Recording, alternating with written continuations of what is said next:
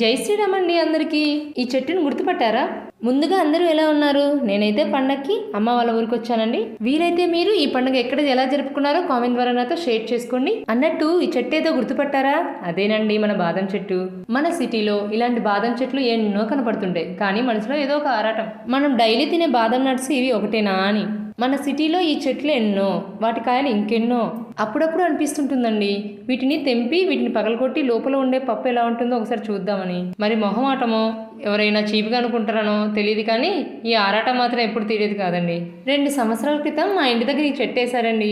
మరి ఇప్పుడు ఈ చెట్టు అయితే ఎంతో పెద్దగా అయింది, ఇంకా వీటికి చాలా కాయలు ఉన్నాయి. మరి పుట్టింటికి వస్తే ఇలాంటి మొహమాటాలు గట్రా ఏవి ఉండవు కదండి.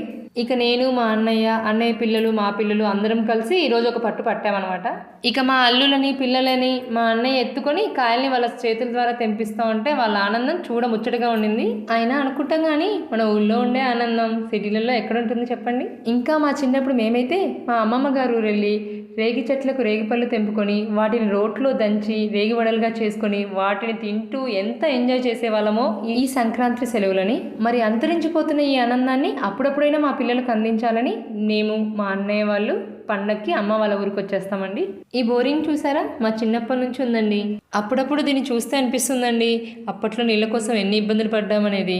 మరి ఇప్పుడైతే మోటార్ స్విచ్ ఆన్ చేసి ట్యాంక్ నీళ్లు నింపడానికి కూడా మనకి చాలా బద్ధకంగా ఉండి అవి నిండి నీళ్లు పారిపోతున్నా కూడా మర్చిపోతూ ఉంటాము. సరే, మరి మొత్తానికి మా పిల్ల సైన్యానంతా చుట్టూ కూర్చోపెట్టుకొని ఒక మందపాటి రాయి తీసుకొని కాయలను అయితే కొట్టేస్తున్నాను. చూస్తున్నారుగా, లోపల కూడా సేమ్ మన బాదం లాగే సారపప్పు ఉంది చూడండి.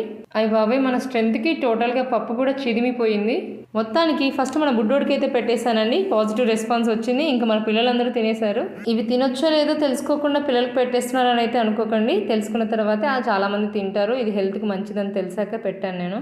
ఒక్కదాంతో పాపం వాళ్ళకి నోటికి కూడా అనలేదండి. అందుకనేసి అన్నిటినీ చెదగొట్టేస్తున్నాను. ఈసారి కొంచెం స్ట్రెంత్ని తగ్గించి పగలగొట్టేస్తా ఉన్నాను. మరి ఇలాంటి మీ ఊరి జ్ఞాపకాలు ఏవైనా ఉంటే మీరు నాతో కామెంట్ ద్వారా షేర్ చేసుకోండి.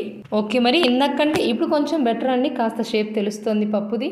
ప్రాక్టీస్ మేక్స్ ఉమెన్ పర్ఫెక్ట్ అన్నట్టుగా మొత్తాన్ని సాధించేస్తున్నానండి. ఇది టేస్ట్లో పెద్ద తేడా ఏం లేదండి, మన మామూలు బాదం నట్లాగే ఉంది. మొత్తానికి అన్నిటిని పగలగొట్టేసి వాటిలో ఉన్న పప్పుని ఒక మంచి టేస్ట్ని ఆస్వాదించాం అందరము. ఇంకా చాలా కాయలు కోతులు కొరికి పడేసాయండి. మనకైతే కొన్నే అందాయి. ఇదంతా మన షాప్ దగ్గర అండి. యాక్చువల్లీ ఇల్లు కాస్త పక్కకుంటుంది.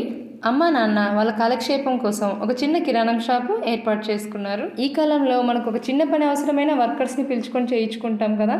అమ్మ చూడండి, ఇక్కడ కూర్చోడానికి అరుగు కడుతూ ఉంది. చిన్న చిన్న పనులు వాళ్ళే చేసుకుంటూ ఉంటారు మ్యాక్సిమం. అన్నయ్య వదిన అమ్మ నాన్నని ఎన్నిసార్లు వాళ్ళ సిటీకి రమ్మని పిలిచినా మాకు ఇక్కడైతేనే కాలక్షేపంగా ఉంటుందని ఇక్కడే ఉంటారు. మరి వారి కోరికను మేము కాదనలేం కదా. అందుకే అప్పుడప్పుడు పండగలకు మేము అన్నయ్య వాళ్ళు వచ్చి ఉంటాము.